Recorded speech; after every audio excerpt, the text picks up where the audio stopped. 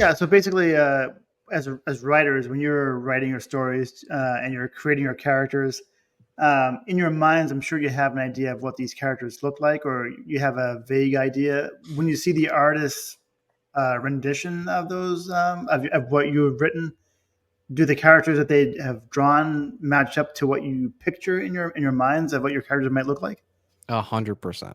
Yeah, so 100%. let's Oh, start yeah. with Tony on that one. Go for it, Yeah, Tony. yeah. No. What I love about the art team on Star Noir is that we are just on the exact same wavelength. The way that they envision the characters, it is not very dissimilar to how I had imagined them. So yeah, I mean, and that's why you got to kind of pick the right art team that really kind of gels with your vision. Yep. How about you, Nandor?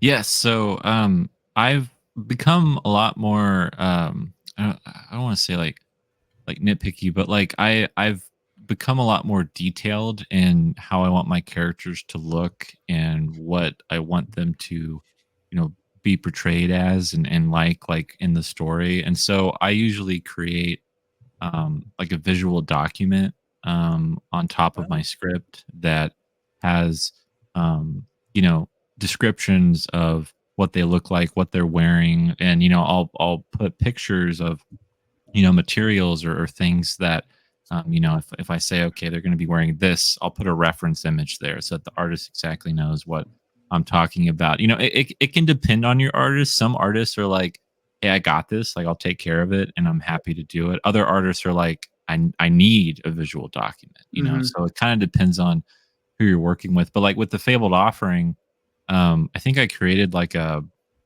20-page Word document of the visuals for all the different characters in the world and how it should look like and how it should feel and what they should be wearing, because in a fantasy sci-fi setting, it can be really easy for your book to look like other places and other properties and worlds. And so it was really important for me to be like, okay, we're not going to do that. I want people to look at the book and be like, oh, this reminds me of something I love. Like I want that reaction, but I also want something like, oh, I haven't really seen those two materials or like concepts like married together within a character and what that might look like. So so a lot of the time you can find your character with your artist, and a good artist will ask you like, what are they supposed to be wearing? Why are they wearing this? And if you miss something, the artist will be able to help you with that. And there for designs for characters, I'm going to be introducing a lot of new villains in the next issue of Manchild, and I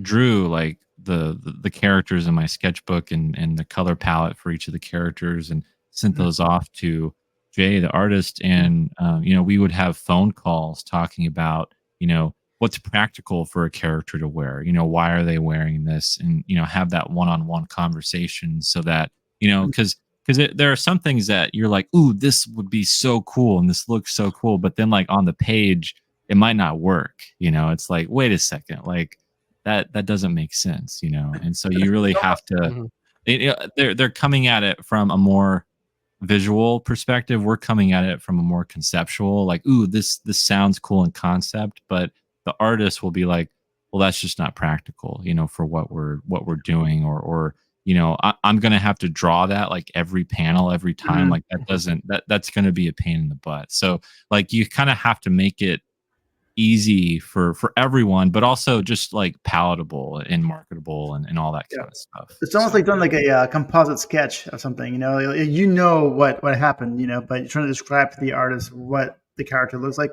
what's in your head. Like for me, it's easy because like, if I picture something in my head, I can draw it immediately, and I can verify, yep, that's what I saw in my head. I can pretty much do that, so that's the one benefit. That's why trying to take what the writer wants and then trying to make it it's like challenge. That's definitely the composite sketch part. Well, and it's a lot more, I found in my experience, it's a lot more fun to work with the artist when they're trying to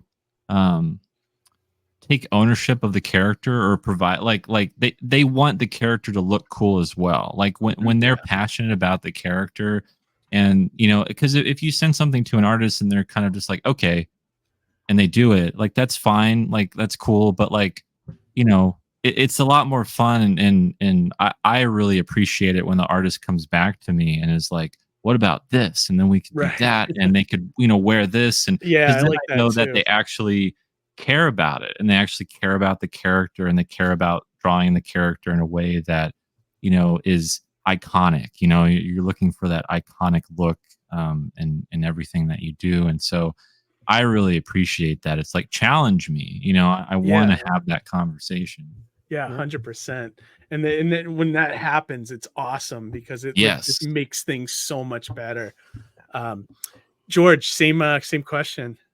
So I don't know about you, Keith, but like I sketch out my characters. Like when I'm thinking of a character, I'll sketch it out, and like this is what I'm thinking this character looks like, and I'll send that sketch out to the artist and say, okay, let me see your rendition of it. And usually, sometimes I do that. Right. And usually their rendition is like so much better than mine. But at least I know, or they know what I'm looking for. This is what where I'm going with this. And so like I've had, you know, like character designs made on a lot of my books. And like normally I don't have to do it like, you know, go through 4 revisions or anything like that with the artist, because I kind of clearly, like, I think about it a lot. Like we said, you know, you sit on stuff for a while, but then I describe it in such detail that usually it's like almost hits the first time. Like, you know, that was especially with Mighty Mascots, because the characters were designed by Frankie Washington, but I told him what each should be. And to add to that point, like C-Rat was added from Frankie. Like I never even thought to do that. He's like, how about a mechanical parrot? And I was like, fucking awesome. Like, why not? His own character, you know? And that's like cool. that's when an artist got so involved in it that it made it better, you know? So so great stuff. Good creative team will fill in the kind of the gaps in between each other's creative oversights. Absolutely. Sure. And then Johnny, did you have anything that you wanted to add to that? Nothing except for the fact that I was thinking back to like just one of the characters from Surrounded by Death, and in the description of the character I kept it very loose, and I said he's a Van Wilder type. Okay. And in doing so, the character came back looking Van Wilder adjacent. Okay. And then I think back to playing with stupid AI art, which is just a toy and not a real thing. And me putting in something specific and getting something specific adjacent. And I'm like, oh, okay, so that's kind of it, you know. It's like you could, and in doing so, in the sense of saying, oh, it's a Van Wilder type to the artist, I feel like I'm also giving them enough clearance to kind of put like their own input or their own spin on it, so it's less dictative and more of like, well, he's kind of like this, so this is the cadence, so the artist is going to know like this is what, you know, maybe some of his arm movements would be like, or this is kind of some of his attitude, like, you know, he'd always have a wry smile on his face, that kind of thing, you know. That's great.